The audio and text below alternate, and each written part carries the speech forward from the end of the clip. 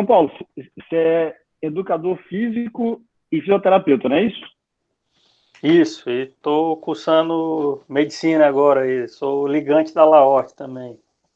Ah, é? Pô, Aprendendo, legal. aprendendo com o pessoal aí também. Tá ótimo. E João Rafael, o que você faz também?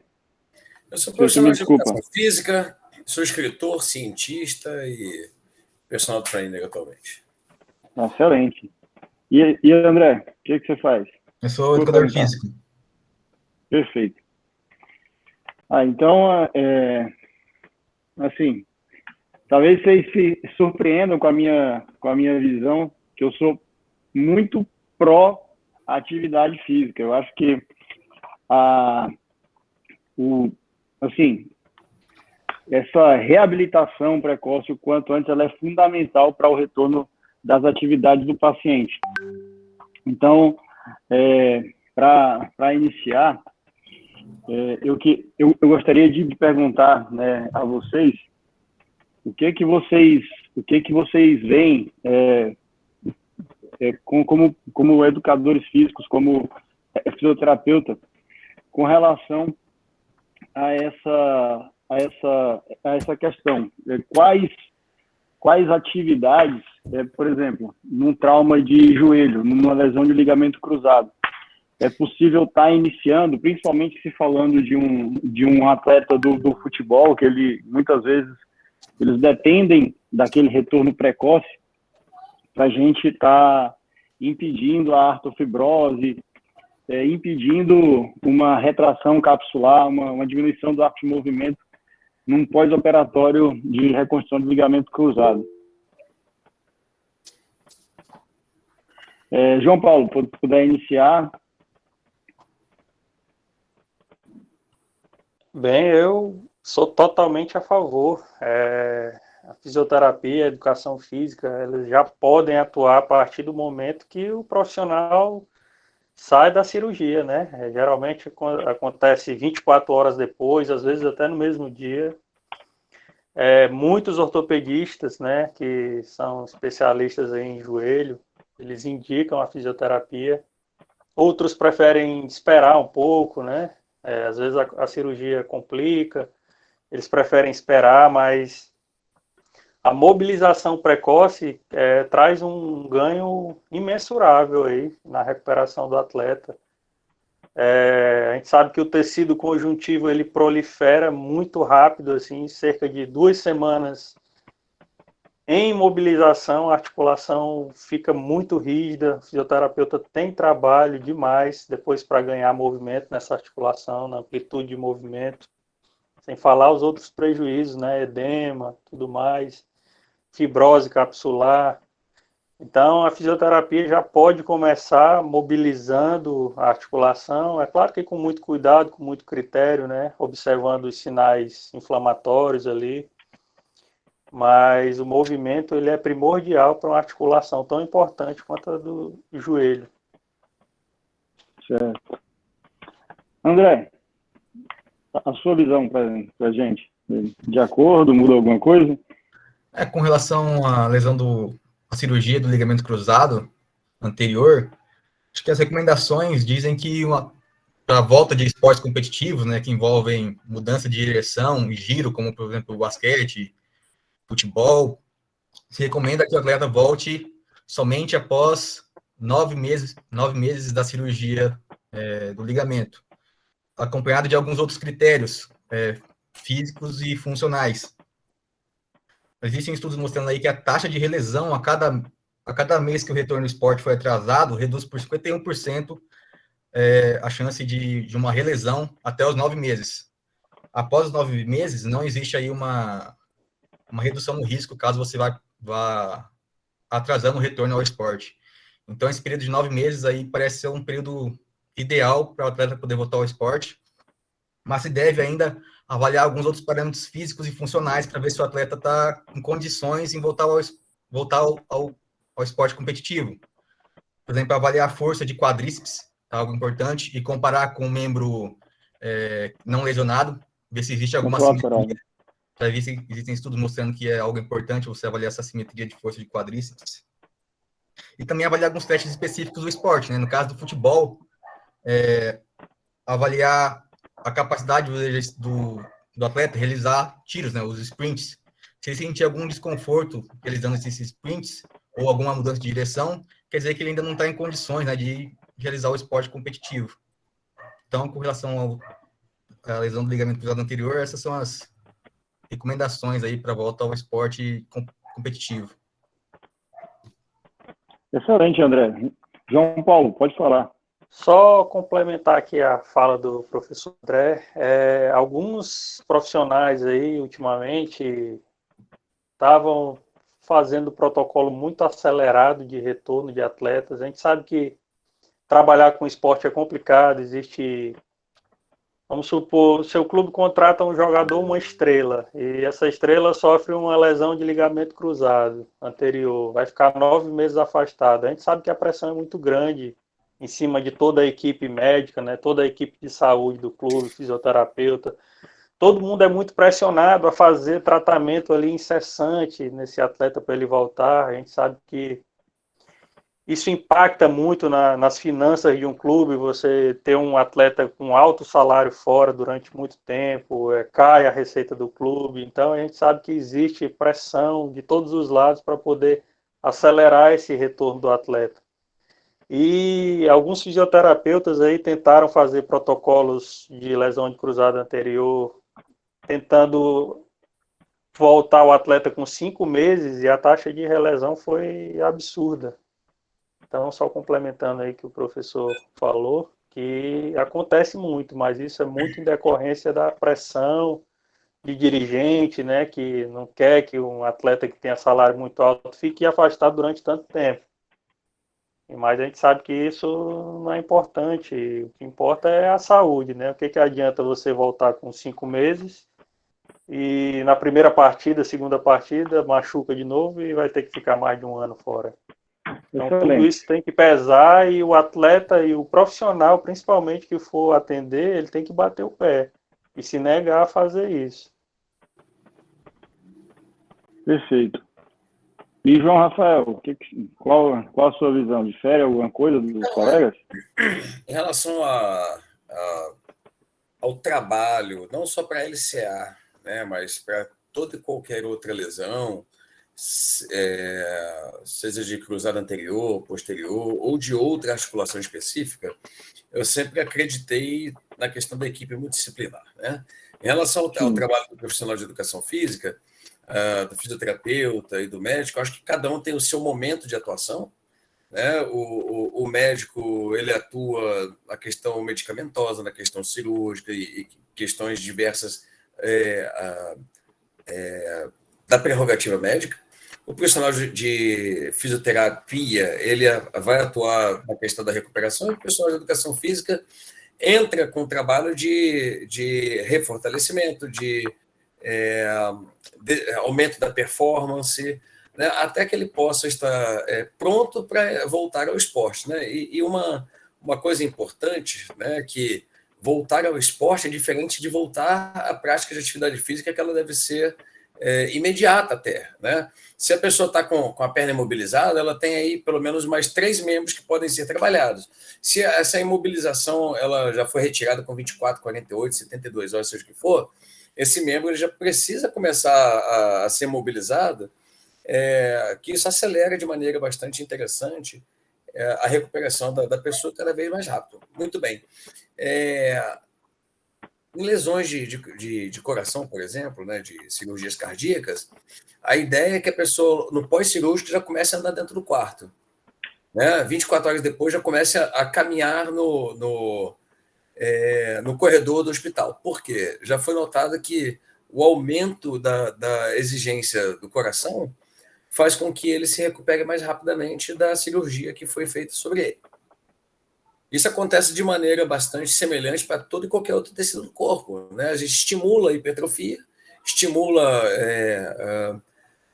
a criação, por exemplo, de proteínas, né? Que o nosso corpo produza mais proteínas para poder, literalmente, ajudar na recuperação daquele tecido que tenha sido lesionado né? Mesmo que seja uma lesão cirúrgica, controlada, mas é uma lesão que sofre, né? Um corte, é uma sutura, né? Um processo inflamatório que vai ser instalado caso a pessoa não tome medicação, isso vai acontecer mesmo. Não tem jeito. Agora, o que eu acredito? Fundamentalmente, na equipe multidisciplinar. Isso é algo que nunca fugiu da minha cabeça desde muito cedo. O fisioterapeuta tem o seu papel, o médico tem o seu papel, o profissional de educação física tem o seu papel, cada um num certo momento e muitas das vezes todos eles juntos, né? Agora, sem dúvida alguma, em relação a acelerar a volta do atleta, essa é uma questão econômica, né? Atualmente, nós temos aí um problema muito sério, que é a questão da Covid, e a Covid ela vem demonstrando que mesmo em pessoas assintomáticas, uma boa parte de pessoas tem desenvolvido miocardite. E como é que você submete, às vezes, até um exercício um pouco mais controlado, que não seja um exercício para um atleta, por exemplo, pode submeter o miocárdio a uma sobrecarga que será insuportável se a pessoa tiver miocardite, aumentando a chance de morte súbita, né? Então, é interessante avaliar, né? Como o professor André falou, é interessante avaliar a força do quadríceps para a volta do LCA, né? Da pessoa que lesionou o LCA, da mesma maneira que em outras situações é interessante você fazer as suas avaliações. Agora, onde que está o problema disso tudo? Na questão econômica, né? O indivíduo é contratado por algumas centenas de milhares de dólares, de reais, de euros, seja o que for. Quanto mais tempo esse cara fica de baixa no departamento médico, teoricamente, mais tempo também que o clube deixa de ganhar dinheiro por um lado e gastando dinheiro por outro, para a manutenção daquele atleta, para honrar o seu contrato, né? Isso é um problema muito sério. Para vocês terem uma ideia aí, a maioria dos clubes hoje não querem fazer um exame muito simplesinho de troponina, porque custa relativamente caro. Mas para um clube não é nada para ver se o atleta está fazendo lesão de miocárdio, né? Isso é só para estratificar. Da mesma maneira, um clube perder alguns milhares de dólares por mês, eles não estão dispostos e a gente, apesar de estarmos falando de atletas, os atletas são pessoas, né? E as pessoas elas merecem cuidados como qualquer outra pessoa. E finalmente, como eu falo demais sempre, só para a gente terminar, a questão da equipe multidisciplinar ela é extremamente fundamental para se determinar quando se encerra o trabalho de um profissional, quando começa o trabalho do outro e quando é que eles trabalham juntos no desenvolvimento do protocolo do programa de recuperação, seja de quem for. Excelente. Bom, eu particularmente eu vejo muito disso, essa pressão do clube, da torcida, até a própria vontade do próprio atleta retornar, né?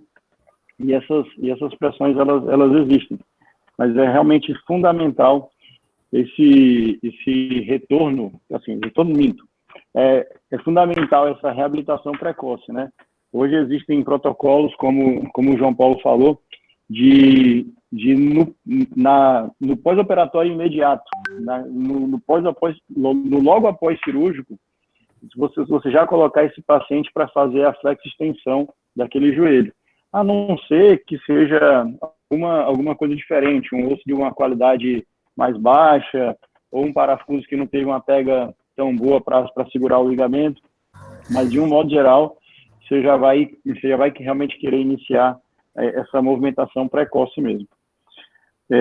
Eu queria mudar um pouquinho de assunto do joelho e falar um pouquinho da minha área da coluna, que eu tenho um pouquinho mais de afinidade, e ver a visão de vocês.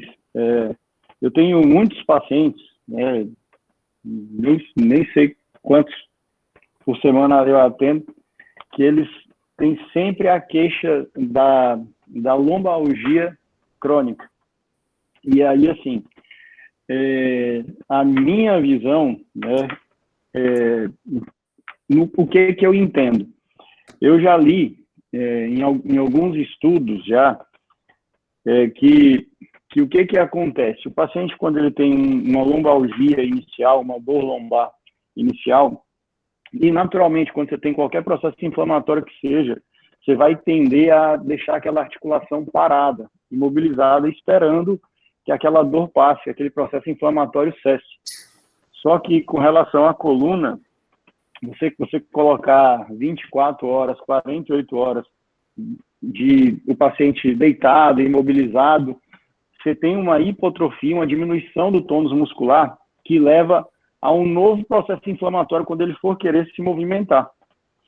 Então, eu vejo alguns outros colegas, né, paciente com uma lombalgia, com uma cervicalgia, já prescreve cinta, já prescreve colar, e eu, particularmente, eu devo contar na mão os pacientes que eu faço, que eu tenho essa conduta, exceto um paciente que tem uma dor muito intensa, algo muito diferenciado, mas, de um modo geral, eu não passo.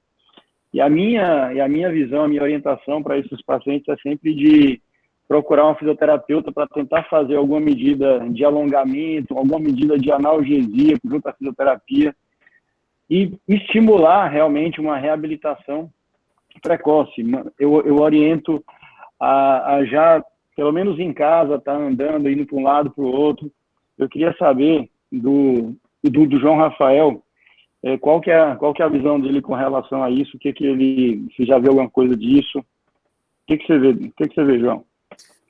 A minha visão é completamente igual à sua. Isso aí a minha experiência, além do que os estudos vêm mostrando, que o movimento ele é anti-inflamatório. Esse é o primeiro ponto, né? É óbvio que se a pessoa estiver com um quadro de dor extrema, né, sei lá, compressão de ciático, né, de nervo isquiático, a dor ela é extremamente intensa, o que limita o movimento. Você precisa tirar esse indivíduo do quadro de algesia aguda para que a gente consiga fazer algum movimento, alguma mobilização, né, para que nós consigamos fazer alongamento, enfim. Quando a dor do indivíduo ela não é uma dor aguda limitante demais, a gente consegue fazer muita coisa que promove melhoras imediatas. Então, o fisioterapeuta, por exemplo, com as eletroterapias, ele consegue diminuir a dor de maneira imediata, praticamente. Né? O TENS, o FACE, né? Tem alguns equipamentos eletroterápicos que conseguem ajudar demais. A mobilização, o flexionamento da coluna, o alongamento da coluna, né? Nas suas diversas eixos e dimensões, a gente consegue melhorar bastante o quadro de maneira aguda, imediata. Né? O que eu tenho visto na minha prática profissional? Né? Por exemplo, um amigo meu chegou esse dia, cara, estou indo para o hospital porque eu estou com uma dor na coluna ruim, terrível. E aí, quando ele chegou, eu falei, não, vem para cá primeiro, passa aqui em casa, que meu estúdio é aqui em casa, né? Passa aqui em casa que eu vou ver se eu consigo te ajudar. Muito bem, na primeira vez que aconteceu, eu consegui ajudar. Ele é enfermeiro, 42 anos, extremamente sedentário e precisa fazer mobilização de pessoas no leito. E isso aqui quebra com a coluna dele, né? Porque a altura dele já não é muito grande, ele está com um quadro de obesidade central bastante importante, que isso ajuda, e com a idade, o sedentarismo e a coluna, que já não é muito boa, ele vem sofrendo com isso. Falei, Marcos, você precisa praticar atividade física, cara. Você está sofrendo da tua coluna porque a tua musculatura está extremamente enfraquecida, extremamente flácida, a flexibilidade está horrível, você não tem condição física de ficar mobilizando as pessoas no leito. Aí você pega um paciente de 80, de 100 quilos, como é que você mobiliza sozinho, cara? Como é que você faz isso? Apesar de ter técnica a certa medida, você vai precisar fazer força. Muito bem. Na segunda vez, eu não consegui nem tirá-lo do carro. Pra vocês terem uma ideia, eu só dei um jeito de tirá-lo do carro e passar para o carona para poder levar. Eu mesmo levei para o hospital, porque a dor que ele estava era tão limitante que a gente não conseguia fazer nada. Né? E aí, pasmem, 2 tramal não passou a dor do cara. Né? Dos analgésicos mais potentes que a gente tem na área hospitalar, não conseguiu passar a dor do cara. Ele ficou internado de um dia para o outro tomando analgésico, só 24 horas depois que ele conseguiu se movimentar de maneira adequada. O que eu penso em relação a isso? Eu acho que imobilizar talvez seja uma medida a ser tomada em alguns casos que necessitam disso, né? O problema, sabe o que é? Que hoje a gente tem aí quase que um ranço, né? Que tudo que é dor na coluna, ela precisa ser imobilizada na hora, porque isso vai aumentar a lesão. E não é bem assim, né? Nem toda dor na região lombar ela é uma dor incapacitante. Muitas das vezes ela não tem a ver sequer com os discos intervertebrais. Pode ser uma dor exclusivamente muscular, obviamente que precisa ser avaliado, né? Não estou dizendo que sejam todos os momentos, precisa ser avaliado para que a gente determine qual é a melhor conduta para o indivíduo. No caso desse meu amigo, a única coisa que deu para fazer foi levá-lo para o hospital, porque eu não conseguia fazer literalmente nada com ele. Todo e qualquer movimento de abaixar, levantar, de girar, ele sentia uma dor excruciante. Então, quando pediu o exame de imagem, ele estava com a compressão de ciático bem inflamada, bem grande lá, né? A gente precisou deixar que o médico agisse para depois ele passar para a mão do profissional, porque todo e qualquer movimento era uma dor muito grande. O que a gente consegue fazer com isso? Muito difícil, né? Atuar de alguma maneira aí.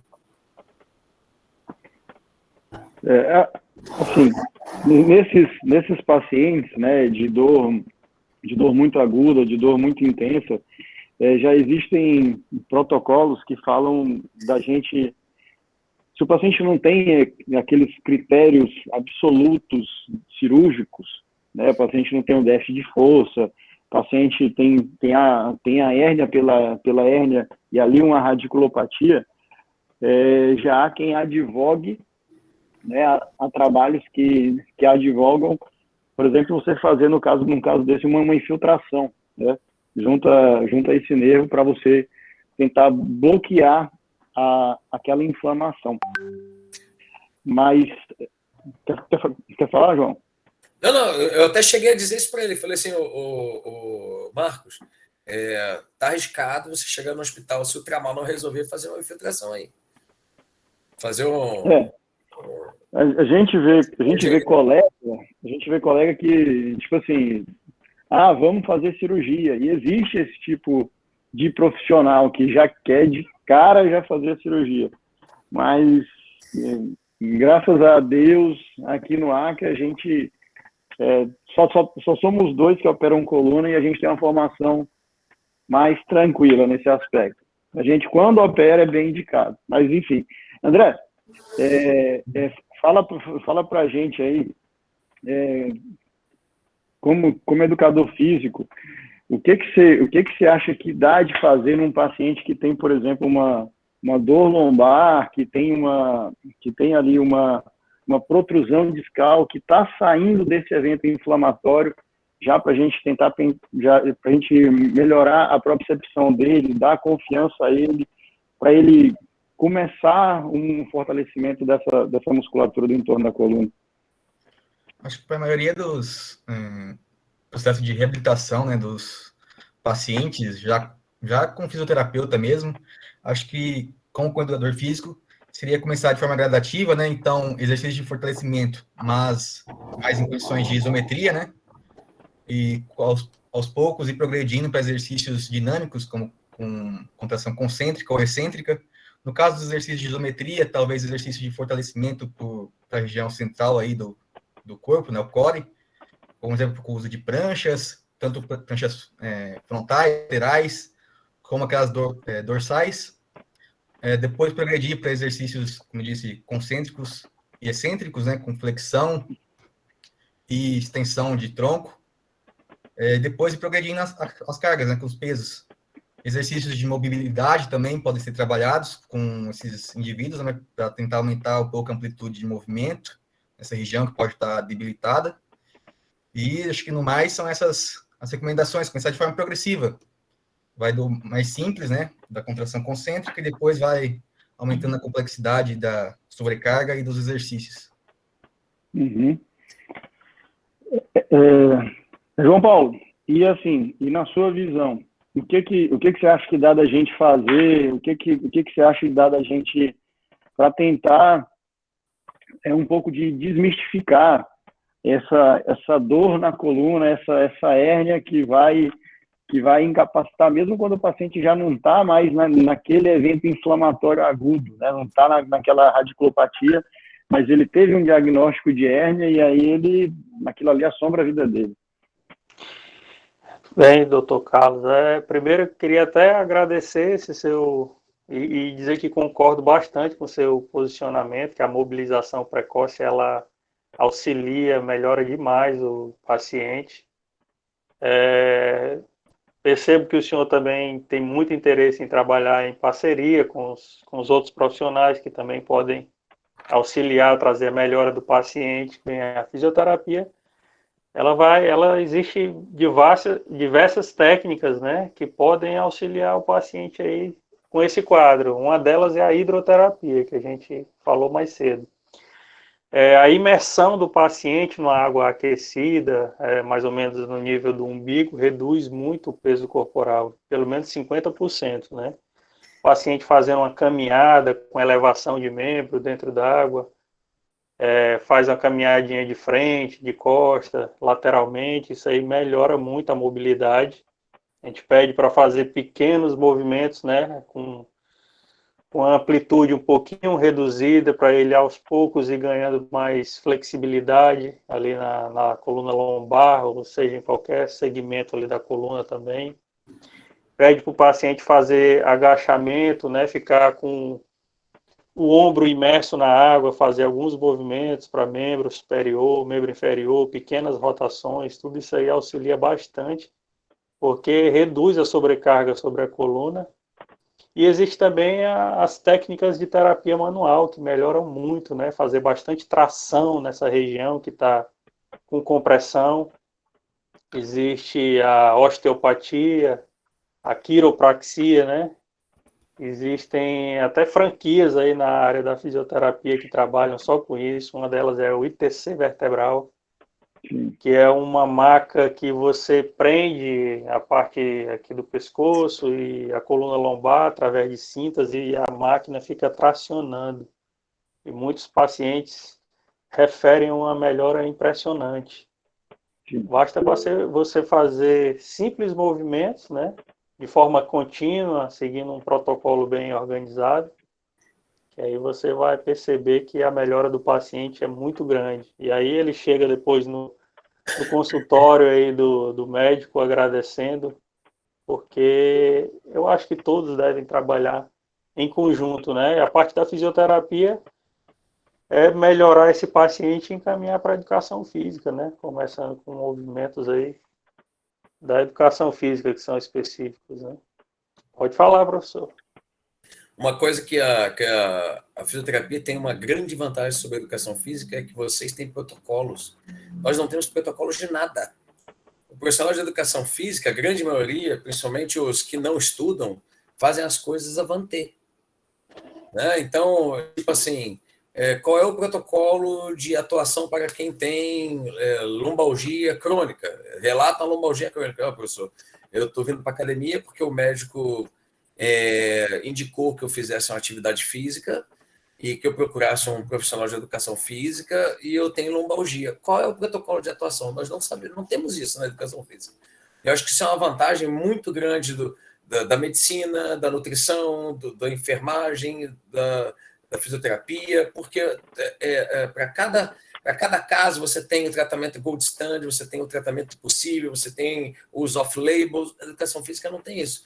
A maioria das coisas sai da cabeça do profissional de educação física, muitas das vezes, e isso, na minha opinião, é um fator que dificulta muito o nosso trabalho, porque nós não temos protocolos fechados para tratamentos. Muitas das vezes o nosso protocolo é tirado da cabeça por um monte de coisa, principalmente para as pessoas que não estudam e não veem os artigos trazendo as novidades, né, acerca das intervenções para as mais diversas situações aí.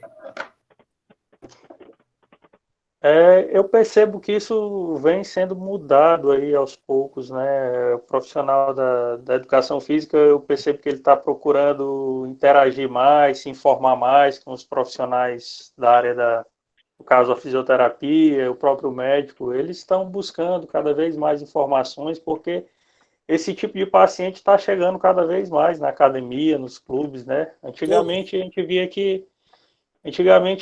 que o médico tratava e só liberava o paciente quando ele tivesse 100% recuperado da dor, e às vezes nem passava pela fisioterapia. E hoje a gente sabe que é um processo continuado, né? Precisa da atuação desses profissionais todos. E o fisioterapeuta também tem que estar frequentemente trocando figurinhas aí com o profissional da educação física, fazendo recomendações, né, para o profissional de educação física evitar certos movimentos, especialmente para a coluna, né? Evitar carga, pelo menos no início. Acho que cada paciente tem sua particularidade, mas eu acho que esse intercâmbio tem que ser frequente. Os profissionais de educação física podem e devem sempre procurar auxílio, informação, trocar informação com outros profissionais, porque isso vai ser um diferencial para ele na sua abordagem na academia, por exemplo. Então, o Ruarley Henrique, ele perguntou aqui, o que deve ser feito para evitar futuras dores lombares na prevenção dessa dor? Então, assim, a meu ver, né, o paciente que tem uma lombalgia, qual que é a causa dessa lombalgia? É uma lombalgia discogênica, é uma dor muscular, é uma lesão estrutural que vai estar sobrecarregando. Ele teve uma degeneração do disco e por isso está sobrecarregando a faceta. De um modo geral, a minha orientação, né, para esse paciente é de realmente reforço muscular. Tentar fortalecer a musculatura para tentar proteger essa coluna ao máximo. Mas ele tem uma lesão estrutural e ele está sujeito a, pode sim ocorrer um novo evento inflamatório, uma nova lesão, uma vez que a musculatura esteja mais fadigada, já que ele já tem uma lesão estrutural muitas vezes. Mas, Marcelo que acabou de entrar. André, o que você vê nesse paciente na manutenção dele para fazer na atividade física? O que dá de fazer para a gente realmente evitar? Tem alguma coisa além dos exercícios? Tem como a gente está fazendo correção de postura dentro da educação física, dentro da musculação e dessas outras atividades que está tendo agora, CrossFit? O que varia? Como educador físico, acho que não tem muito segredo, né? O que a gente pode estar atuando é fortalecendo a musculatura envolvida ali na região lombar e trabalho de mobilidade.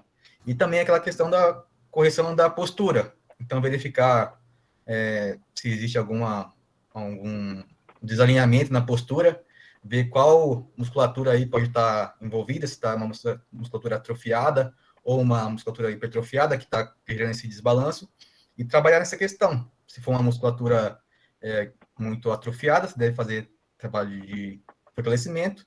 Se for uma musculatura que está rígida, né, com dificuldade de se alongar, deve-se fazer um trabalho aí de flexibilidade. Como educador físico, acho que não tem muito segredo aí, a não ser o fortalecimento e essa questão da mobilidade na região envolvida, né? Uhum. E João Paulo, o Bismarck, ele fez uma pergunta aqui. Qual momento devemos encaminhar para o profissional da educação física e em qual momento devemos encaminhar para o fisioterapeuta?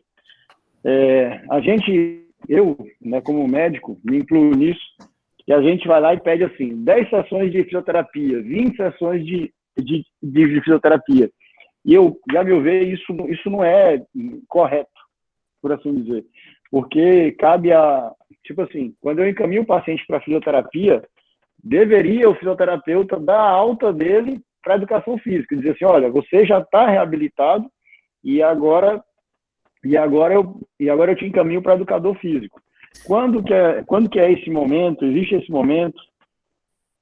Como é que seria isso?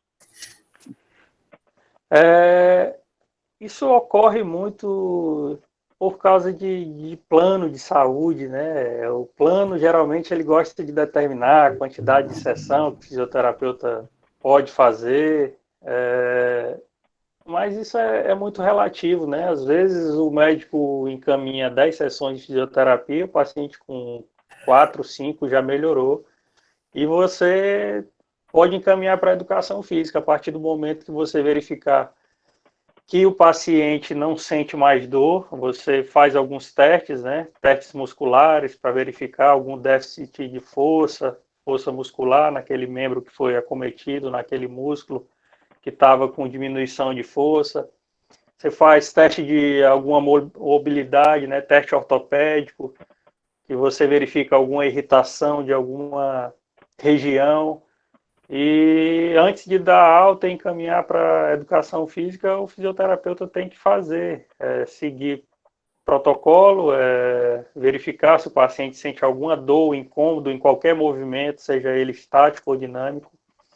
E se o paciente não referir nenhuma dor, a partir daquele momento ele já está encaminhado para a educação física, né, para fazer um trabalho de manutenção. Isso pode ocorrer com 10 sessões, com 5 sessões, 6 sessões, isso é relativo. Cada paciente tem o seu tempo. Entendi. E João Rafael, o que na sua visão, tem um momento que tipo assim, que o educador físico possa fazer esse retorno do paciente à fisioterapia? Ele viu alguma coisa que está aquém? Como que seria isso?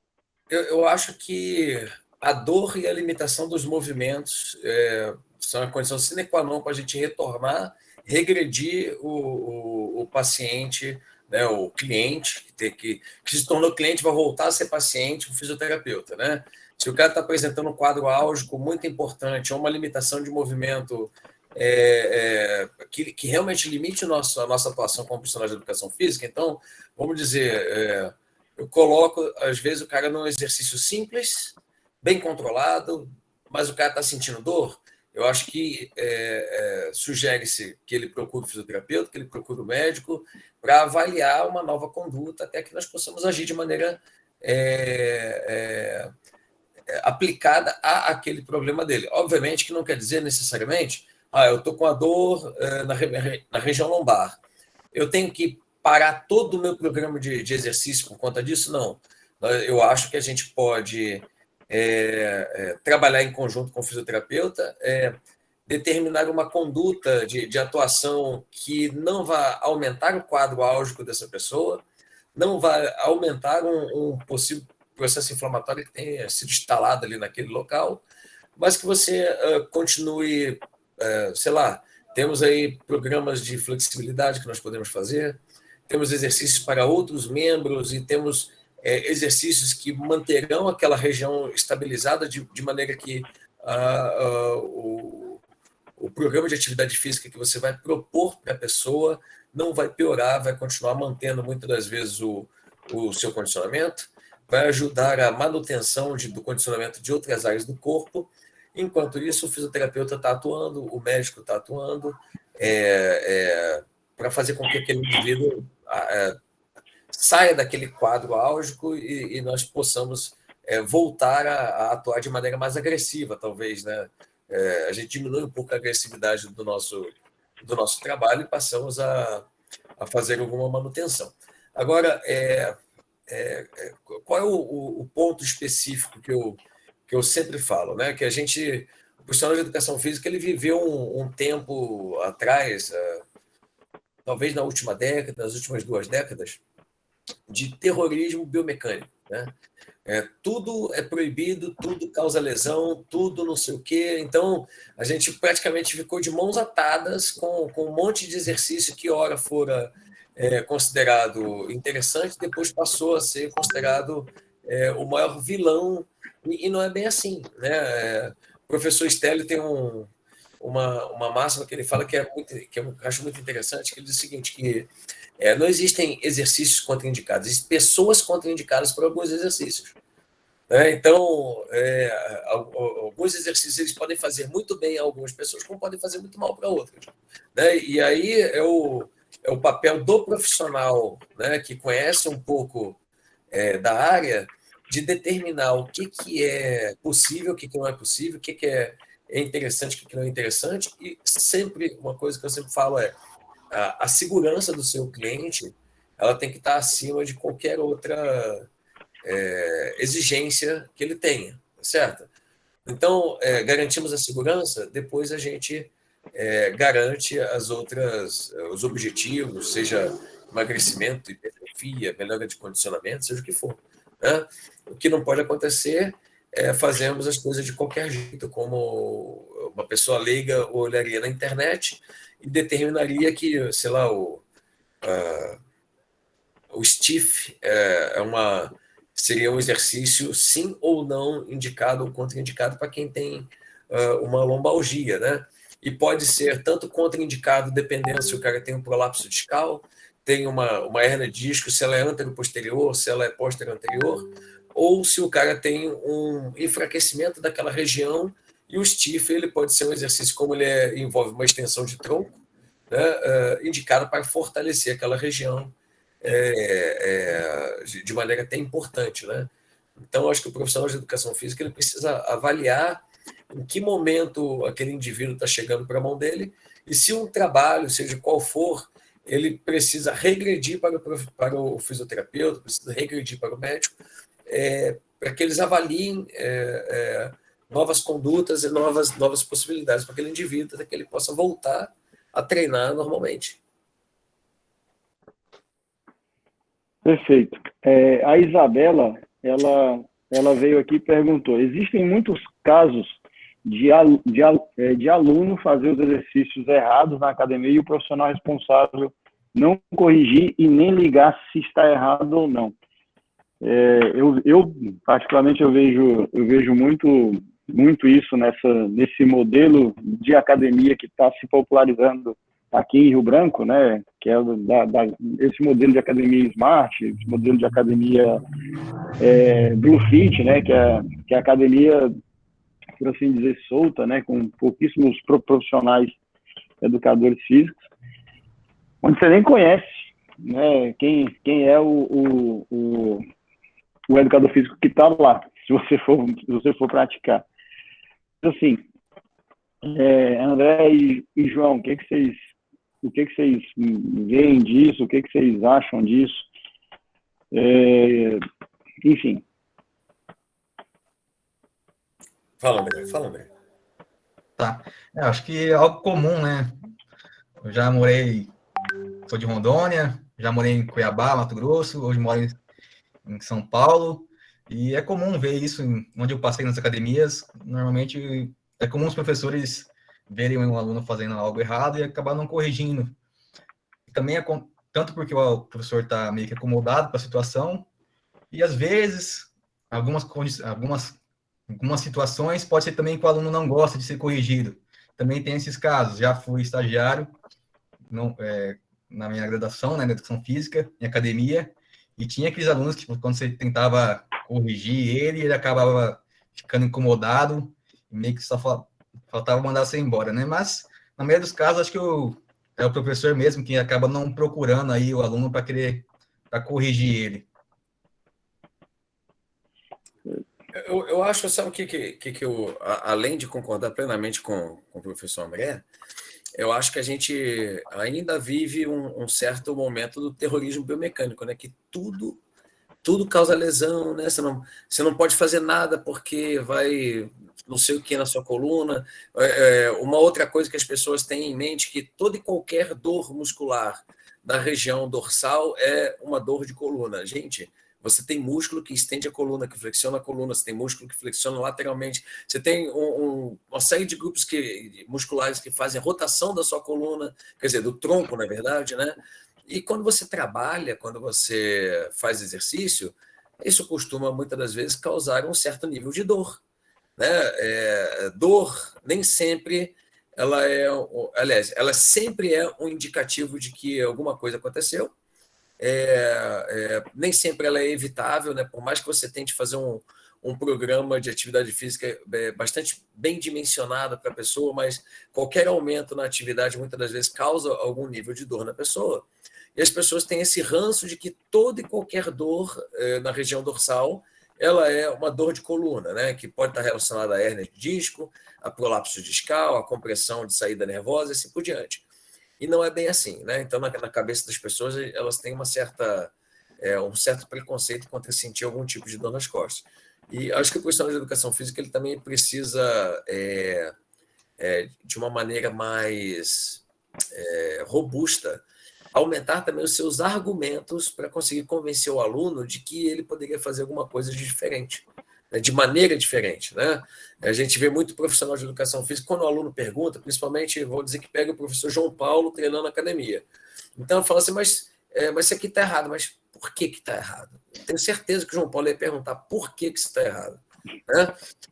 E a maioria dos profissionais de educação física tem dificuldade de argumentar o porquê que está errado. Né? Mas, poxa, mas está errado só porque está errado ou porque você acha que está errado? Isso na minha opinião, isso é um problema muito grande. Você não conseguir argumentar adequadamente, cientificamente, por que um padrão de movimento ele poderia ser melhor, fica difícil você convencer o aluno que é um pouquinho mais esclarecido. Às vezes o cara treina há 30 anos, fez aquele movimento a vida toda, nunca sentiu e talvez nunca vá sentir nada. Né?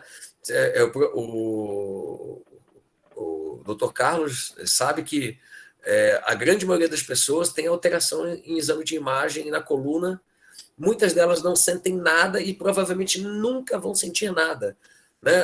Se você pegar um exame de imagem de coluna de qualquer pessoa, você tem alteração de espaço discal, né? Você tem alteração de tudo que você pode imaginar. E isso muitas das vezes tem gente que fala assim, caramba, você não pode nem andar, pessoa, que se você andar, você vai ficar aleijado. Né? Ele está num momento meio crítico para essas coisas aí. Eu tenho, há uns 3 meses atrás, me pediram para fazer a avaliação de uma perícia médica, porque o cara envelheceu e a coluna dele degenerou. E aí eu pesquisei e encontrei um trabalho sobre pessoas que não têm dor na coluna. Pessoas que não têm dor na coluna. Pegaram esses grupos, pegaram somente pessoas que não tinham dor na coluna e fizeram ressonâncias. E aí verificou-se que o quê? Que pessoas jovens vai ser muito mais difícil ter alteração degenerativa. Mas mesmo pessoas jovens, se você pegar ali até 35 anos, em torno de 30% das pessoas vão ter alterações degenerativas, apesar da baixa idade.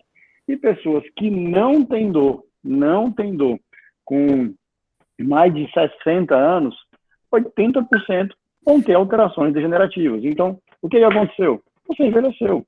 Mas ao ter alterações na coluna, né, da ressonância, é sinal de que você está envelhecendo. Mas, enfim, André e João Rafael, uma questão que aí, assim, André, João Rafael e João Paulo, assim, nesse ponto, eu sou realmente ignorante, é uma curiosidade minha, né?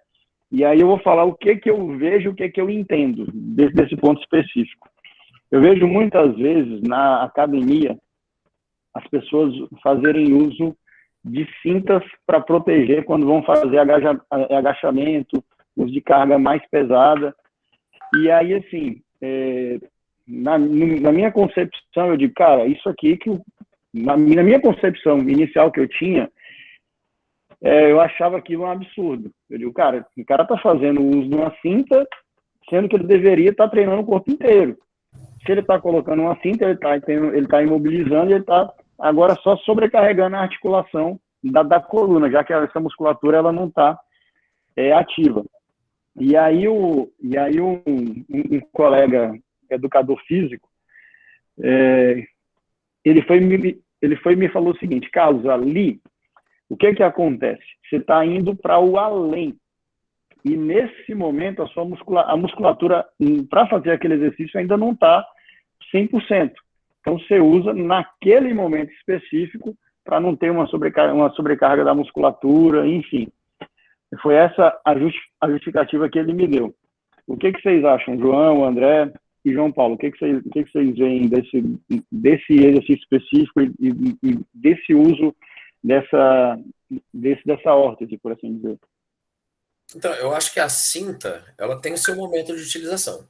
Porque, por exemplo, a quantidade de força que o quadríceps tem, né, para ser simplista, né, em relação à extensão do joelho e do quadril, o quadríceps tem de capacidade de levantar carga é muito maior do que, por exemplo, a região do core, né? Então, muitas das vezes você estabiliza ali a região do core momentaneamente, o cara botar 200 quilos nas costas e fazer um agachamento livre. E pode ver que um montão deles aí senta lá no calcanhar e levanta, né? Faz 3, 4, 6 movimentos. E a ideia é essa, né? Durante um agachamento livre, você estabilizar um pouquinho o tronco para evitar algumas variações laterais e tudo mais. E muitas das vezes você pode perceber que tem sempre alguém ajudando de um lado e de outro na barra, né? Para evitar que o cara caia para um lado para o outro. O tronco ele tem uma dificuldade de estabilizar, então se usa uma cinta. O que eu condeno completamente é a utilização da cinta de maneira indiscriminada. Você vê, às vezes, uma menina ela já chega, já na academia, já coloca e passa a tarde toda usando. Ao invés de você fortalecer a musculatura da região do core, aumentar a propriocepção daquela área, melhorar a qualidade física, você utiliza a cinta, a sessão inteira de exercício, como se isso fosse ajudar. Na minha opinião, atrapalha. É igual utilizar a cinta compressiva de pós-grávida, por exemplo, né? Você causa uma flacidez em toda aquela região do corpo, porque a cinta estabiliza o tronco, então toda a musculatura extensora, flexora lateral, de rotação do tronco, ela se torna cada vez mais flácida, porque a cinta está fazendo todo o papel de manutenção do tronco, por exemplo, sentado, em pé, caminhando, seja o que for. Então, tem a sua aplicação, tem o seu momento? Tem, assim como a cinta compressiva. Mas, por outro lado, também a utilização indiscriminada, sem indicação do profissional, né? Esse modismo de internet, hoje a internet é muito boa para muita coisa, mas também é terrível para muitas outras. Acho que na maioria dos casos, né, as pessoas que utilizam cinta, elas estão mais preocupadas com o desempenho, né? Exato. Então, estão preocupadas mais em levantar o peso. Então, dependendo do esporte que ela pratica, essa capacidade dela desenvolver força é algo essencial. Uma forma de aumentar aí a força da musculatura do lombar aí são exercícios, por exemplo, o terra, levantando terra, o stiff, são exercícios que fortalecem bastante essa região lombar aí e podem aprimorar essa força na hora de realizar o agachamento. Então, incluir esses exercícios num programa de treinamento pode ser algo bom para esses indivíduos para conseguir ter um melhor desempenho. Agora, é claro também que usar a cinta indiscriminadamente em treinamentos de fortalecimento, voltando, por exemplo, até mesmo treino de hipertrofia, não vejo necessidade de uso da cinta na maioria dos casos. Apenas em condições onde a pessoa realmente já tem uma fraqueza naquela região. Mas na maioria dos casos as pessoas conseguem treinar e fazer treinos de hipertrofia, aquele treino para estética, sem uso da cinta. Normalmente as repetições vão aí de 8 a 12 repetições, então a carga é suficiente a pessoa conseguir realizar aí sem uso da cinta. Também concordo com os professores, com o André, com o João. Isso é modismo, né? O que a gente vê muito na fisioterapia é parecido com a ventosoterapia. Se um aparece com uma marquinha, acha bonita, aí vai todo mundo na mesma maré. Mas não vejo nenhum benefício extraordinário que isso possa trazer para a pessoa. Eu acho que para nós, pobres mortais, cara, a gente não treina com o objetivo de subir no palco, de ficar com 200 centímetros de coxa.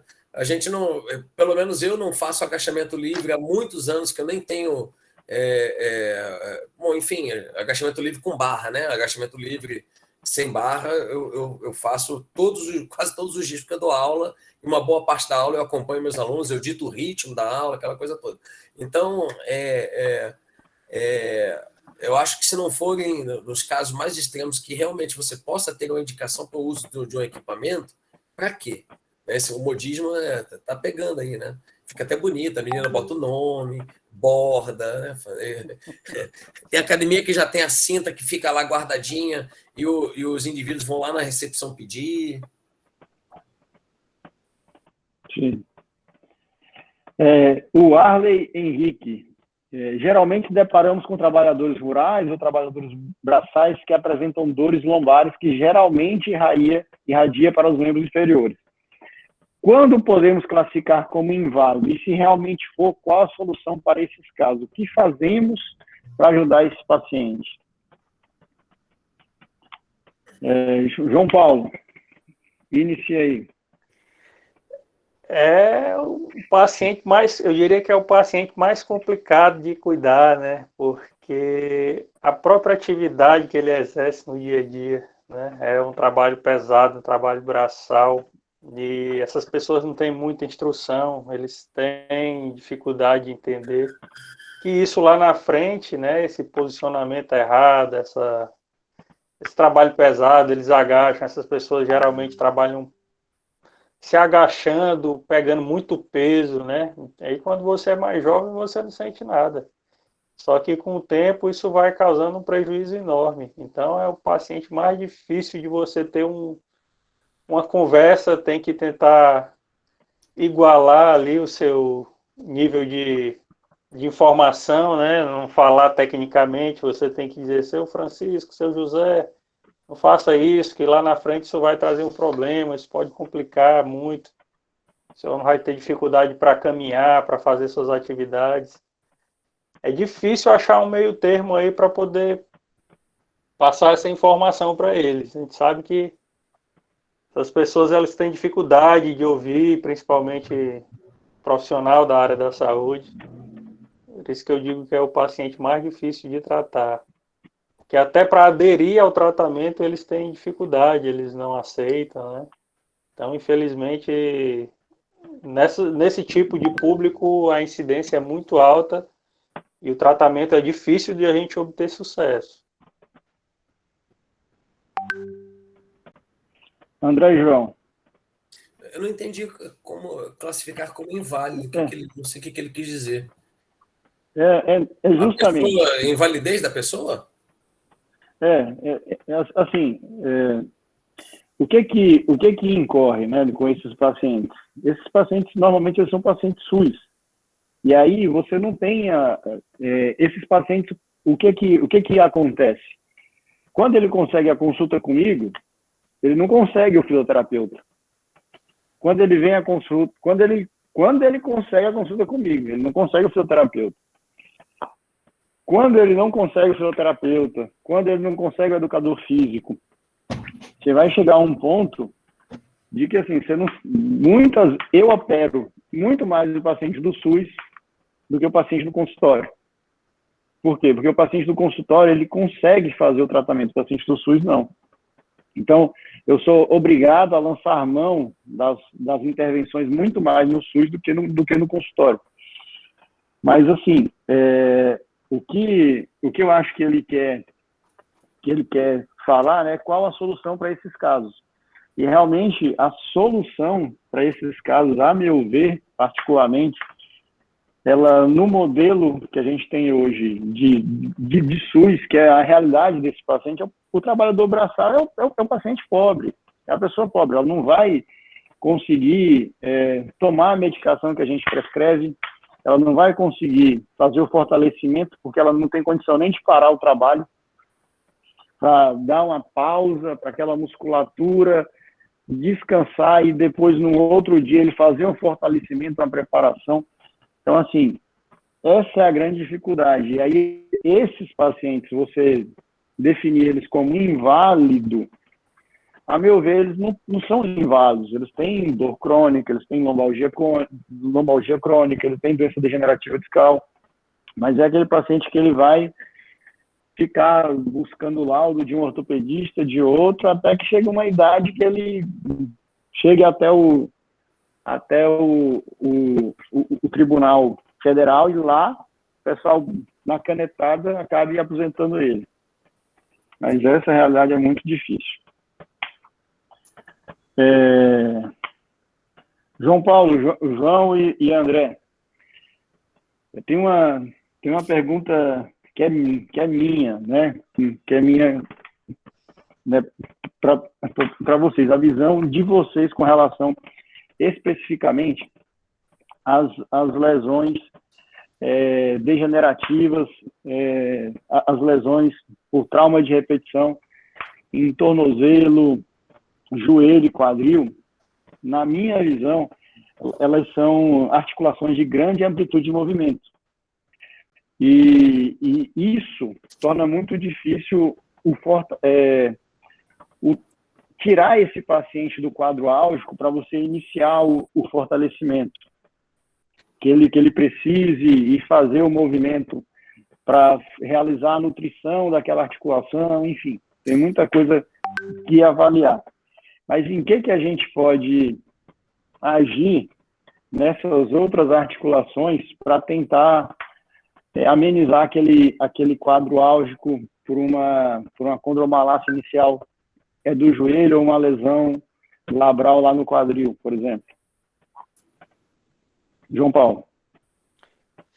Eu diria que é um paciente difícil de manusear, né, de ter resultado, de ter uma boa evolução, né, o prognóstico é ruim. Muitas vezes a fisioterapia faz um trabalho paliativo aí para evitar as dores que agudizam, né? Porque o paciente é um paciente que apresenta dor crônica, mas em alguns momentos ela se torna aguda. E aí a fisioterapia entra com analgesia, faz alguns alongamentos, né? Tração, sempre tentando melhorar a amplitude de movimento, que muitas vezes fica comprometida. A gente tenta dar um pouco mais de função para aquela articulação ali que está comprometida, pede para o paciente evitar qualquer movimento muito exagerado da articulação. Se tiver com sinal inflamatório, a gente faz algumas orientações, algumas recomendações, né? Exercício na água melhora bastante, mas infelizmente o prognóstico é ruim. São lesões que com o tempo tendem a piorar. E a gente faz um trabalho meio que paliativo. Como eu disse, nem sempre a gente consegue ajudar a resolver o problema do paciente, mas consegue amenizar. E nesse tipo de caso, infelizmente, a gente ameniza, né? Pelo menos frear, né? Sim. Naquele processo, né? João e André. Desculpa, João Paulo. Não, tudo bem. Principalmente quando é um paciente já de mais idade, né? Ele acaba meio que acostumando ali com a dor, fazendo uso de medicamento, analgésico, anti-inflamatório. Mas na medida do possível, orientar ele para que alguns movimentos que ele façam, que com certeza pioram, evitar e trabalhar o dia a dia, né? Fazer uma fisioterapia ali para dar uma boa aliviada nos casos agudos. Segunda-feira eu acabei falando um pouco sobre osteoartrite do joelho e que independente dos casos da gravidade dessa osteoartrite do joelho, é indicado que esse paciente ele pode fazer uma caminhada ou até mesmo uma hidroginástica. E também se indica a realização de fortalecimento na academia, principalmente para fortalecer o quadríceps, porque a fraqueza do quadríceps está relacionada com a restrição do espaço tibio-femoral. Então, acaba girando aquele joelho em varo, que acaba ainda sobrecarregando ainda mais a articulação lá e causando dano aos meniscos. E aí, se você tem um quadríceps mais forte, você evita essa restrição do espaço tibio-femoral e acaba também tendo uma atenuação da dor daquele indivíduo. Então, o trabalho de fortalecimento do joelho na academia é algo super indicado para essas pessoas. Eu tenho visto alguns estudos demonstrando que o desequilíbrio das cadeias musculares ela também está muito relacionado ao aumento de lesão, de dor articular, seja ela em qualquer articulação. Por exemplo, um quadríceps ultra fortalecido com isquios tibiais enfraquecidos pode aumentar a incidência de lesão no joelho consideravelmente, né? Por quê? Você desequilibra a cadeia muscular que estabiliza o joelho. Uma das coisas que muitos profissionais de educação física não têm em mente é o seguinte, que mas o agachamento, o leg press, o Smith, o hack machine ativa de maneira bastante importante tanto a região anterior quanto posterior da coxa. Então, quadríceps mais bíceps femoral, tanto quanto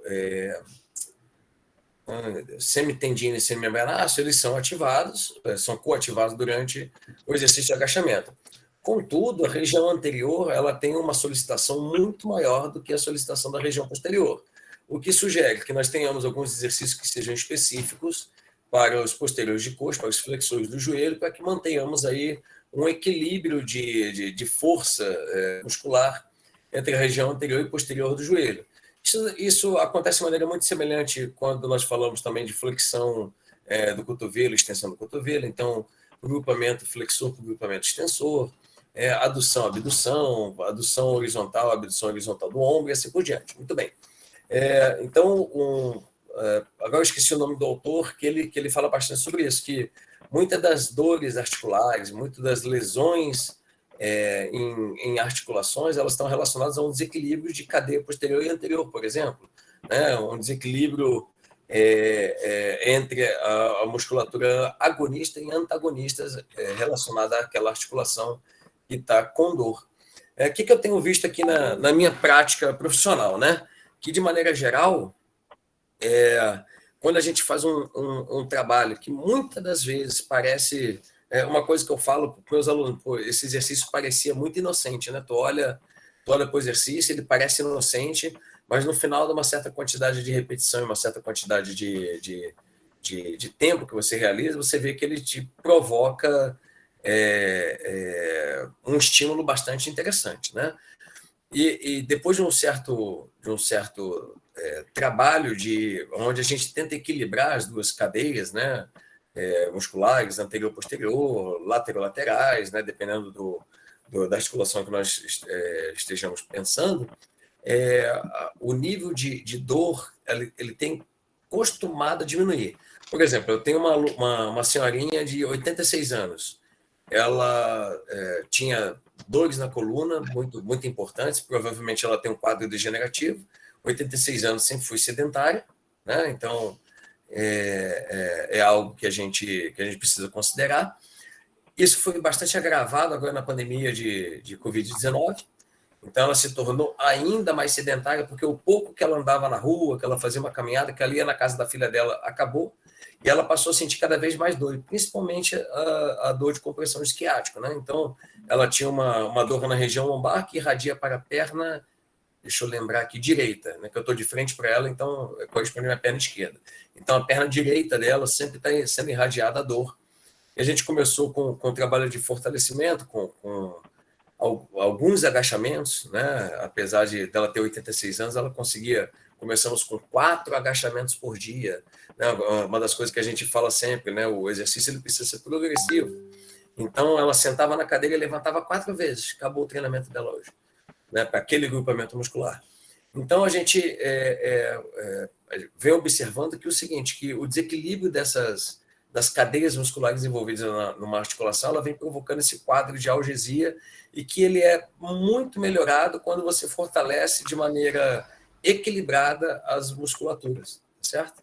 Isso é uma coisa que eu venho notando, não é pesquisa minha, né? Pesquisa de outros professores, e eu comecei a adotar essa conduta, né, de fortalecimento de agonista e antagonista quando aquela região, aquela articulação, ela vem sofrendo da pessoa, né, vem sofrendo com um quadro de algesia, e isso vem melhorado consideravelmente a dor articular da pessoa.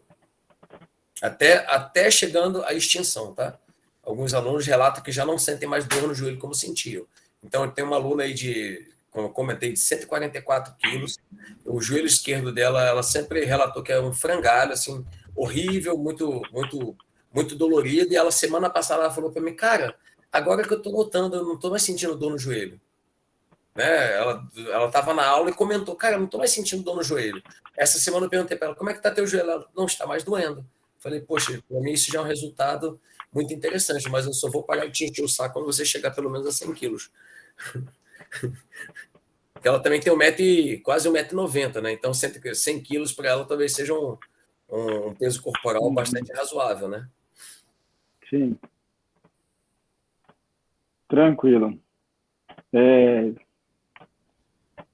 Eu estou aqui mediando, né? Mas deixo também aberto agora assim, a vocês também, de me questionarem também, né? João Paulo, André e João Rafael, o que vocês... Sintam-se à vontade. Não pensei em perguntas. Vai ter que pensar em perguntas agora.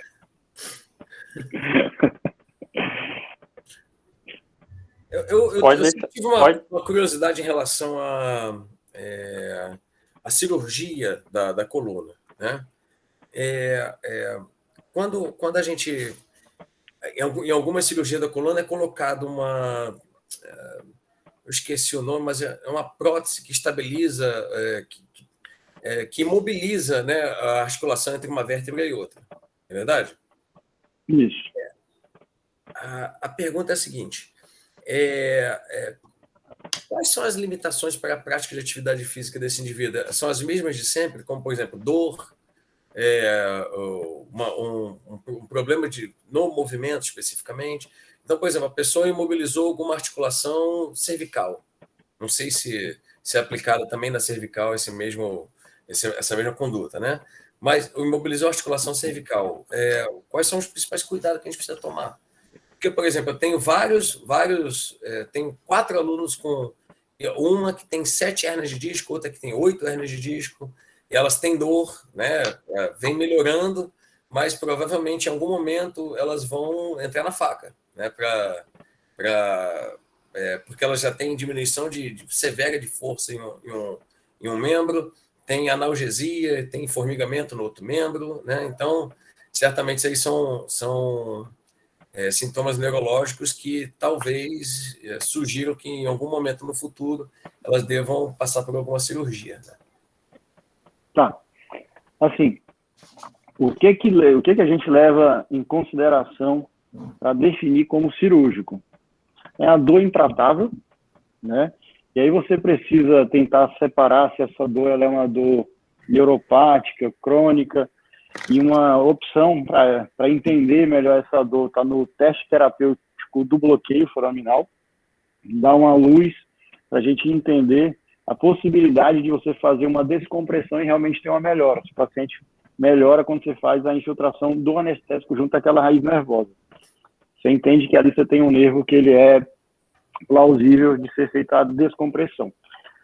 Mas, assim, a dor, né, a desestesia, a anestesia, a hipoestesia, a alteração da sensibilidade, que seria, né, no caso, o formigamento, a diminuição da sensibilidade, elas não indicam a cirurgia, porque você fazer a cirurgia por esses sintomas, eles não necessariamente vão regredir. O que define para a gente fazer a cirurgia é a perda de força objetiva. A perda de força, sim, é que você realmente tem uma compressão no nervo, que se você não atuar, aquela perda de força ela pode cada vez progredir mais, cada vez cair mais, e você vai precisar fazer cirurgia. O que acontece?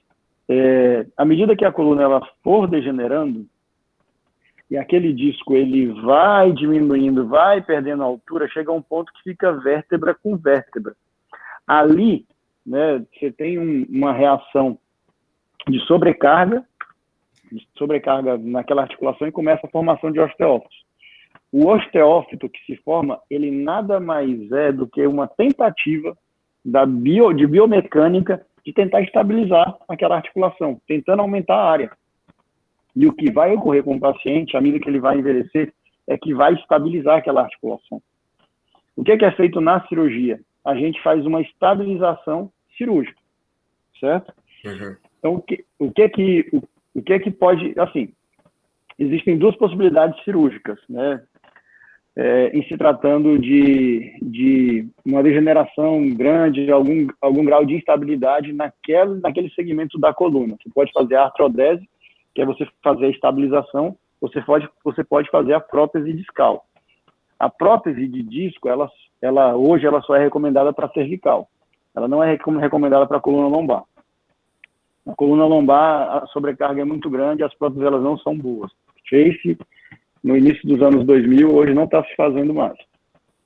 Mas, assim, o que acontece? Voltando à tua pergunta.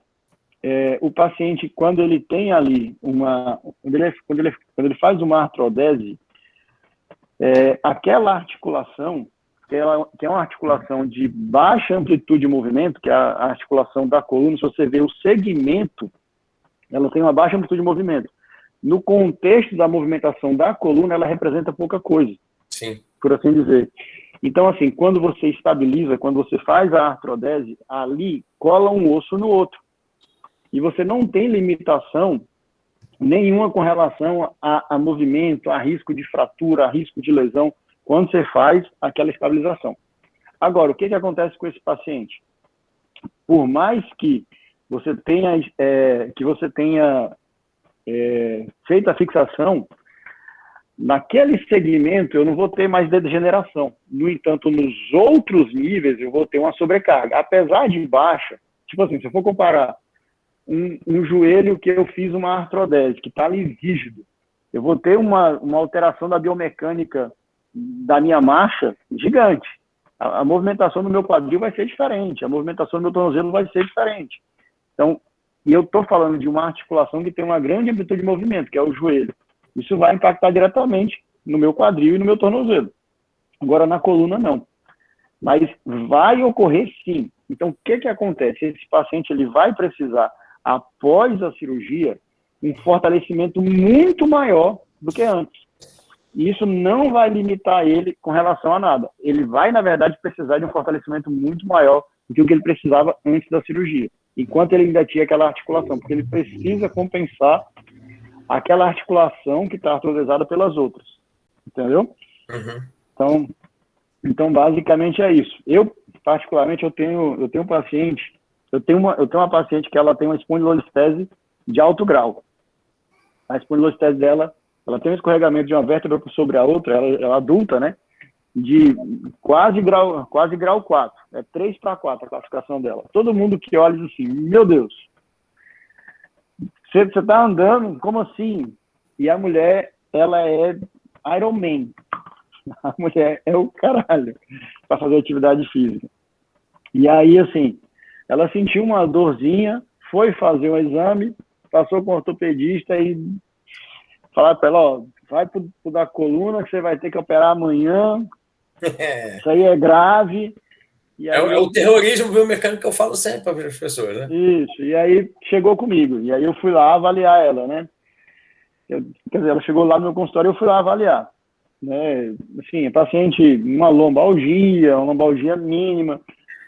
Passei medicação, encaminhei ela para fisioterapia, orientei, eu digo, olha, você tem uma espondilolistese de alto grau. No entanto, no adulto, ela dificilmente ela vai progredir com algum escorregamento, a gente vai fazer acompanhamento, mas o que você precisa fazer é fortalecer. Para mim, isso aqui é como se fosse só um disco gástrico. Você precisa fortalecer. Isso aqui você tem desde a infância e só agora você teve dor. Como você tem uma rotina de fazer atividade física, isso lhe protege. Resultado. Eu sigo ela no meu Instagram. Esses dias eu vi ela fazendo umas barras com os pesos amarrados no quadril, que eu fiquei sem acreditar. Então, João, não tem assim limitação, não. O paciente... E outra, eu tenho um outro paciente que eu fiz uma artrodese de 2 níveis, e esse eu encontro com ele quase todo dia na academia, fazendo musculação. Então, não tem limitação. Não, eu só perguntei isso exatamente porque as pessoas têm o ranço da questão da hérnia de disco, que tudo que a gente fala de coluna hoje em dia é quase uma lenda urbana, né, cara? Você fala de tudo, qualquer dor de coluna é lenda urbana, né? Qualquer coisa que você sinta nas costas, não, calma aí, você vai ficar aleijado. Você não pode fazer agachamento, porque agachamento, não sei o quê. Aí, se você faz agachamento, se você faz um pequeno arredondamento da coluna, não, cara, não faça isso, pelo amor de Deus. Cara, a gente hoje está num momento que nada pode, né? As pessoas passaram a vida toda capinando o seu quintal, sabe? Varrendo casa, e nunca tiveram nada, e nunca vão ter, muitas das vezes. A musculação, na minha humilde opinião, é das atividades físicas mais seguras, porque você consegue personalizar ao extremo o programa de atividade física para aquela pessoa.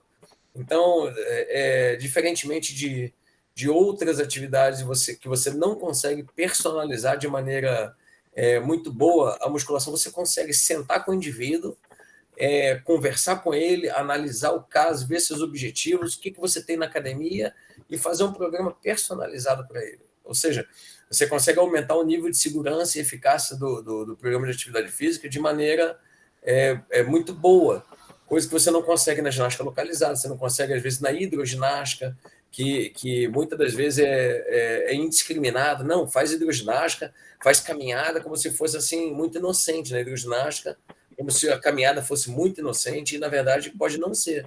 A musculação ela pode ser muito mais segura do ponto de vista ortopédico, biomecânico, cardiovascular do que outras atividades. Então, eu acho que a musculação é muito segura para muita coisa mesmo, e muito mais do que outras atividades que são consideradas, entre aspas, inocentes. Caminhada não é inocente. Caminhada aumenta o duplo produto, aumenta a sobrecarga cardiovascular. Então, pessoas que têm insuficiência cardíaca congestiva, por exemplo, pode ter problemas durante uma caminhada. Fala. Sim. Não, do que você falou, eu mesmo observo isso. Essa hidroginástica indiscriminada. Muitas vezes, tipo assim, hidroginástica é bom para a coluna. E aí o paciente ele já vai para a hidroginástica, ele vai para uma aula de hidroginástica, e aí ele chega numa turma onde só tem vozinho naquela turma. Todo mundo é 70, 80, e entra lá uma menina de 32 anos com uma hérnia. A fase de degeneração da coluna dessa paciente de 32 é totalmente diferente da fase do vozinho de 70. Ela está numa fase de disfunção. O outro já está na fase, ele já passou pela instabilidade, já está na estabilização. A coluna dele já está colando uma vértebra na outra.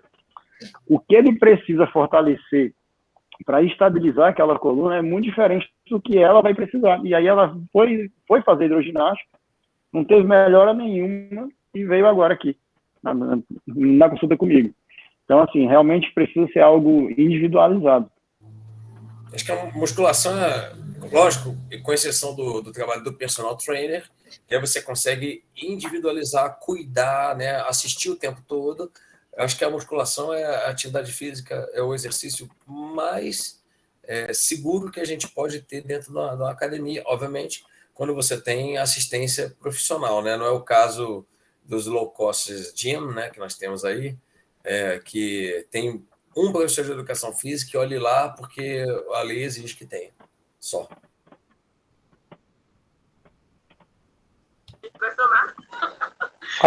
Fazer uma pergunta aqui, doutor. Existe alguma patologia que contraindique, assim, não totalmente, mas parcialmente durante um bom tempo, atividade física ou algum esporte específico? Alguma doença degenerativa aí, óssea, alguma coisa nesse sentido? Assim, de patologia, né, a gente vai ter uma... O que vai contraindicar? Muitas vezes é no momento, por assim dizer, naquele momento inflamatório. Mas a patologia em si, dificilmente ela vai contraindicar. Então, por exemplo, se você está falando de uma fratura lá da coluna, né? O paciente teve uma fratura, depende a classificação, a energia daquele trauma. É uma vozinha, uma fratura por osteoporose. Muitas vezes a gente não vai fazer nenhuma intervenção nessa vozinha. A gente vai colocar nela um colete e vai esperar ali a consolidação. Naquele momento ela vai estar contraindicada. Talvez ela esteja contraindicada pela osteoporose grave, né? Alguma sobrecarga maior ela não deva fazer. Mas fora disso, não. Paciente, doutor, eu tenho 3 hérnias. Nenhuma é sintomática? Não. Cara, segue a vida. Você está envelhecendo, filho. Isso é sinal que você está vivo. Entendeu? Eu tenho uma curiosidade sobre o uso de infiltrações. Sempre ouvia na minha adolescência, né, falar, fulano tal parou de jogar bola porque fez muitas infiltrações no joelho. Existe esse caso mesmo das infiltrações fazerem mal para a articulação, ou depende do fármaco que você utiliza aí, que pode acabar deteriorando ou não essa articulação? Assim, na minha prática clínica, né, como ortopedista, eu não faço infiltração em tendão e nem faço infiltração em articulação nenhuma, porque praticamente eu só atendo mesmo coluna. Então, o que eu faço são os bloqueios neurolíticos, né, as denervações, mas existe sim, André, esse risco. O que acontece? O caso, né, mais clássico é o Zico, né, que durante o período dele lá no Flamengo, né, nos anos 80 lá, ele tinha uma lesão de menisco e era infiltração de corticoide, e na Copa do Mundo igual, e aí era corticoide, aí você vai ter todos os efeitos deletérios de tanto corticoide sendo feito. E existe, agora eu não vou recordar, mas tem um corticoide específico, a minha memória falha aqui nesse momento, que não é da minha prática clínica, que você só pode fazer ele intraarticular. Se você fizer ele, por exemplo, peritendão, né, numa lesão de manguito, algo desse sentido, tem um risco de causar realmente uma degeneração mais rápida daquele tendão e causar realmente uma lesão. E causar realmente uma ruptura daquele tendão, mas isso existe sim. Então, assim, o que hoje se faz muito, né, é o uso da infiltração com ácido hialurônico, por exemplo, nas articulações. O ácido hialurônico, ele é um dos componentes do líquido sinovial. Então, ele ajuda como nutriente, ele faz um efeito anti-inflamatório, ele realmente alivia ali os sintomas. E existem estudos que mostram que você fazer o corticoide, fazer o ácido hialurônico, com relação à dor, é igual nos pacientes. Então, assim, pelos efeitos deletérios do corticoide, o pessoal que faz está usando cada vez menos e tentando usar mais aí o ácido hialurônico. Obrigado. Certo? E os nossos meninos, ninguém tem questão, não? Aí eles pararam as questões, estão só parabenizando a gente aí. Fiamma, André, aí, ó. Isabela, Warley, Isadora. Uai, abre ali para o Rude, rapaz. O cara é bom, rapaz. Cirurgião de mão aí, ó. Ó, eu quero agradecer a Liga pela oportunidade de ter me colocado como mediador aqui hoje. Eu quero parabenizar a Liga pela escolha dos profissionais. Eu não conheço nenhum dos três pessoalmente, mas eu fiquei extremamente satisfeito com o nível do nosso debate. Assim, fiquei muito, muito feliz assim, de ver colegas não da minha área, mas que são realmente além. Vocês estão de parabéns. Eu gostei muito da nossa conversa e eu achei que realmente o nível foi muito bom. Muito obrigado a todos. Foi organizado pelo curso de medicina, Isabela? Foi organizado pela Liga de Ortopedia e Traumatologia aqui do Acre. E, nossa, foi fantástico, foi muito legal essa discussão, eu consegui aprender muita coisa. Eu estava assistindo aqui, cara, que legal. Eu acho que de todo o evento, a melhor coisa foi essa mesa. Aí o pessoal no grupo da Liga também está elogiando muito. Nossa, realmente eu estou sem palavras. E mesmo que a gente tenha tido um probleminha em relação aos participantes, deve ter acontecido algum imprevisto, né? Médico muitas vezes operou algum paciente, aconteceu alguma intercorrência, alguma coisa. E, nossa, eu tô até, não sei nem tenho o que falar. Muito legal, muito legal. Organize outras mesas redondas. Vamos ter que organizar sim, nossa. Eu acho que poderia organizar uma live por semana com alguém, pelo menos. Seria legal, hein? Isso virou moda e tá sendo muito interessante. Tem algumas lives aí que 1 hora de live a gente tem muita coisa para conversar, que inspira uma próxima live, chamar uma outra pessoa. Ai, nossa, mas tá ótimo. E o Dr. Carlos também, ele conduziu fantasticamente bem. Eu adorei a forma como você fez a pergunta. Nossa, perfeito, demais. Eu já mandei a lista de presença, que tem algumas pessoas perguntando aqui no chat, e já foi mandada ali em cima. Eu vou reenviar de novo, tá bom, gente? E vai ficar disponível para todo mundo daí. Eu tenho que assinar também?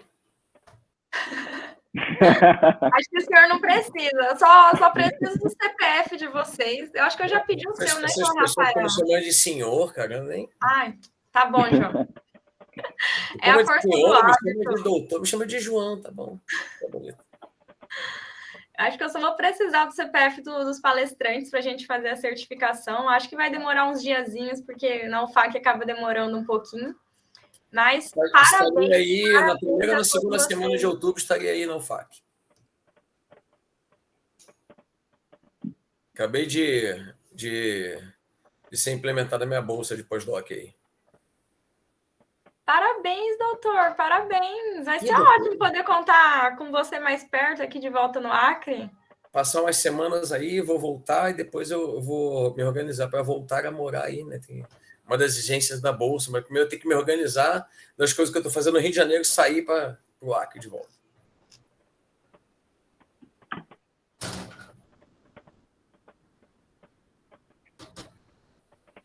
Então vamos encerrar aqui, agradecer a todo mundo e parabéns a todos. Muito obrigado, eu que agradeço. Muito obrigada. Até a próxima. Obrigado pelo convite, foi um prazer aí. Um abraço, pessoal. Realmente, pessoas, obrigado, foi um prazer enorme também. E contem comigo sempre que precisarem. Pode deixar. João. Isso, tá bom. Tchau, gente. Boa noite. Obrigado, João, André, Isabela, todo mundo. Nossa audiência também, obrigado por vocês estarem aí. Obrigado a todos também da audiência também. Obrigado, boa noite. Boa noite. Um abraço.